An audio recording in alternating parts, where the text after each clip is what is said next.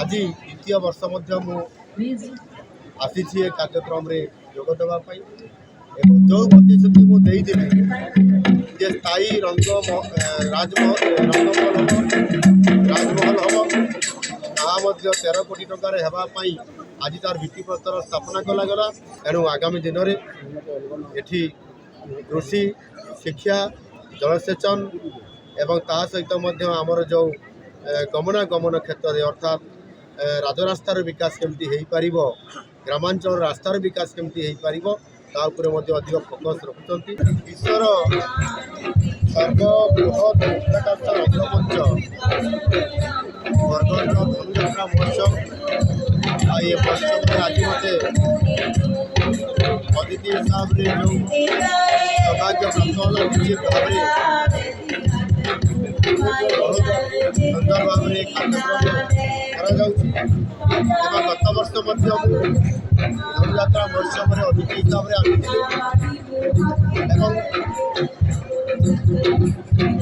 ये मथुरा नगरी जो रंगमंच ये मंच को स्थायी करने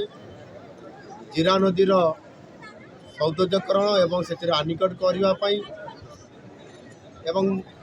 ये बरगढ़ जिलार अनेक विकासमूलक काम जिला तरफ अनेक समस्या तार समाधान करने अनेक कथा प्रस्ताव सब आज द्वितीय वर्ष आसी कार्यक्रम रे जोग देवाई जो प्रतिश्रुति मुझे स्थायी राजमहल हम 13 कोटी टकर होगापी आज तार भित्तिप्रस्तर स्थापना कलागला। एवं आपंकर जो आनिकट हम जीरा नदी में 115 कोटी टंकार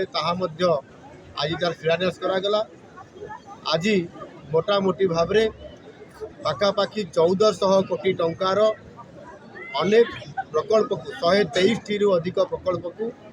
श्री गणेश और शिलान्यास तार शुभारंभ करा जाइछि। एणु सबुबले मुझे फोकस रे रखी जे बरगढ़ जिलार जो लोकंकर विकासमूलक काम जो दाबी रोचे एवं से कार्यक्रम को आम सरकार गत 11 वर्ष भितर जो प्रतिश्रुति देते ताकू आज पूरण कर लगी।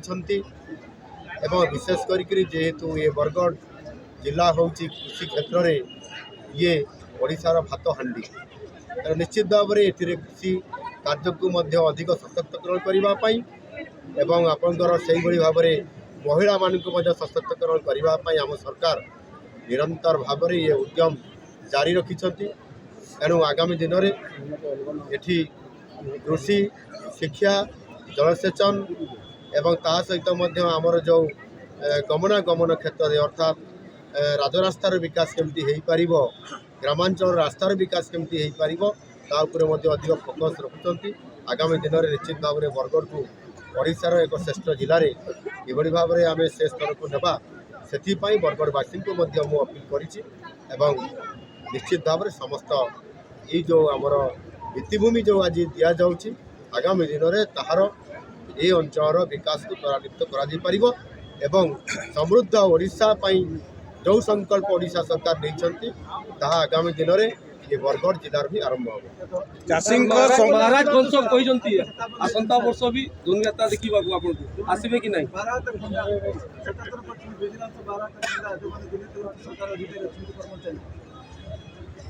राज्य सरकार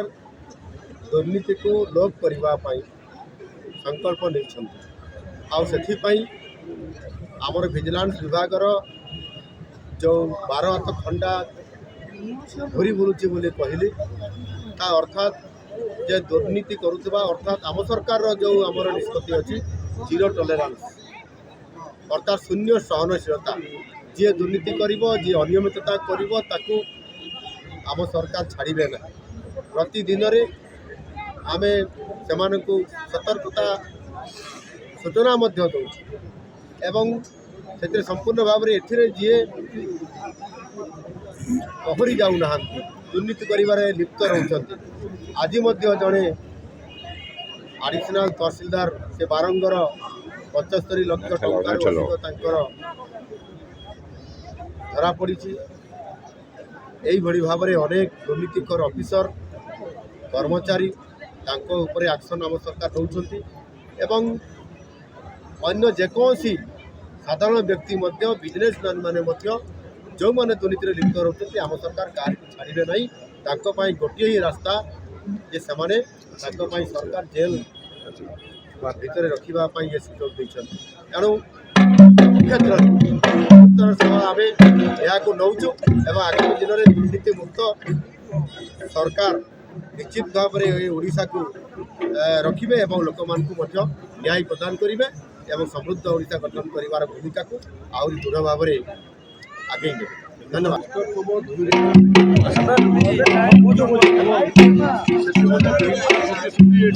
गोटे जो रंगमंच अच्छी से स्थायी रंगमंच करवा केनाल बक्स कंडक्ट करवा आईएसएस जोटा आनिकट कहते जीरा नदी जोटा आम लाइफ लाइन मथुरा गोपपुर मझे जोटा अच्छी यमुना बोलिक तीनटा आम आनिकट करने निष्पत्ति नहीं आज तार आज आउ किसी प्रकल्प आज अनुरोध करी कंस महाराज निर्देश गोटे है आमर टाउन सब मैला पानी जाकि नदी में पड़े जीरा नदी में पड़े जीरा नदी में पड़ला पानी दूषित हो